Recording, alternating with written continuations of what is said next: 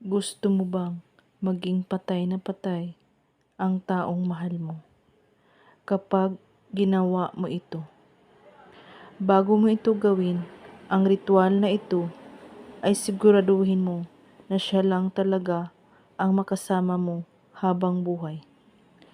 Napaka-epektibo ito at kapag ito ay tumalab, hindi mo na ito mababawi o umayaw ka pa. Pwede mo itong gawin araw-araw o gabi-gabi.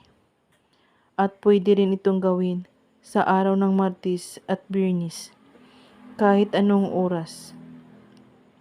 Kumuha ka ng malinis na papel. Isulat mo dito ang tunay na pangalan niya at apelyido ng 3 beses. At pagkatapos, kumuha ka ng kape at ilagay ito sa papel. At tupiin ito ng papunta sa iyo ng 3 beses. At pagkatapos mong maitupi, kumuha ka ng lighter at sunugin ito.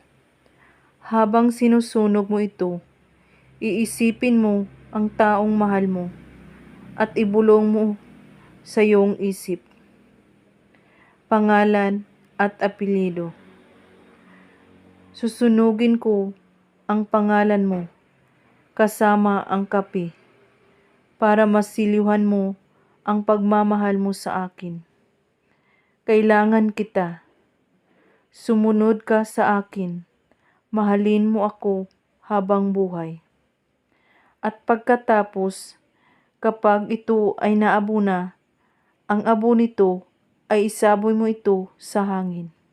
At kung may katanungan po kayo ay magko-comment lang po sa baba. Maraming salamat sa panonood. May God bless us all.